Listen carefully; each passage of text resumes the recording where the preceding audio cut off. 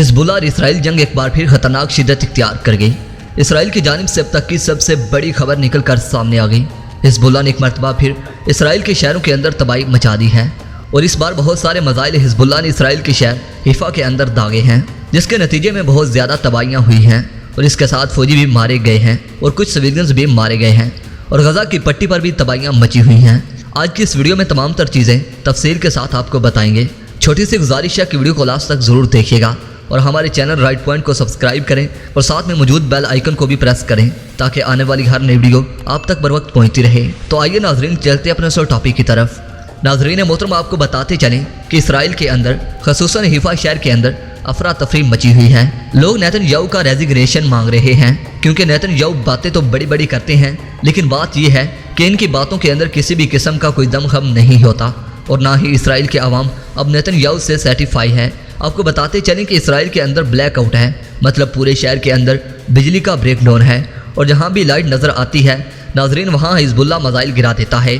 तो ये situation Israel की आजकल बन चुकी है। इसराइल पिछले 1-1.5 माह से काफ़ी शिद्दत की जद में है, बहुत ज़्यादा इसराइल के अंदर तबाही हो रही है। तो इन खबरों को डिटेल के साथ अब आपको शेयर करते हैं। सबसे पहले आपको बताते चलें कि हिजबुल्लाह का जो वादा है वो आज पूरा हुआ। हिजबुल्लाह ने बात की थी कि हम रमज़ान के आखिरी हफ्ते में इसराइल की तबाही कर देंगे। अभी नाजरीन आखिरी हफ्ता शुरू तो नहीं हुआ, लेकिन इसराइल की तबाही और बर्बादी शुरू हो चुकी है क्योंकि इसराइल के फौजियों ने फ़लस्तीन के बच्चों को मारना शुरू कर दिया है। इनको जबरी तौर पर अगवा करके इनकी ख़वातीन को नुकसान पहुँचाया जाता है।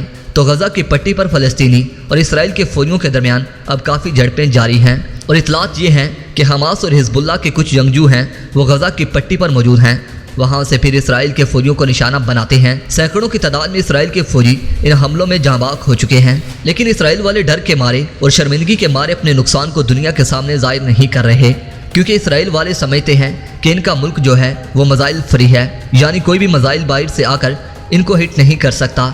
आज फिर दर्जनों की तादाद में हिजबुल्लाह ने मज़ाइल दागे इसराइल के शहर हिफा पर और इनकी एक तेल फैक्ट्री को भी उड़ा कर रख दिया क्योंकि इसी फैक्ट्री की जानिब से पूरे मुल्क इसराइल के अंदर ऑयल की तरसील हो रही है और यहाँ से ही गैस की तरसील भी हो रही है। अब हिजबुल्लाह ने इस फैक्ट्री को निशाना बनाकर इसको दहला कर रख दिया है। जैसे जैसे धमाके होने शुरू हुए तो हिफा शहर के अंदर ब्लैकआउट होना शुरू हो गया क्योंकि बिजली का निज़ाम काफ़ी दरम भरम हो गया। लेकिन जहाँ जहाँ बिजली नज़र आती थी, लाइट नज़र आती थी, वहाँ पे मज़ाइल गिरा दिए गए। नाज़रीन मोहतरम आपको बताते चलें कि हिजबुल्लाह ने बहुत सारे ड्रोन्स इसराइल के मुख्तलिफ शहरों के अंदर भेज दिए हैं और इन्हीं मज़ाइल और इन्हीं ड्रोन्स ने इसराइल को नाको चने चबवा दिए हैं। तो इसराइल वाले काफ़ी परेशान हैं। नाज़रीन मोहतरम इसराइल के लोग एहतजाज कर रहे हैं, नेतन्याहू का रेजिग्नेशन मांग रहे हैं। आपको बताते चलें कि इसराइल भी किसी से कम नहीं है।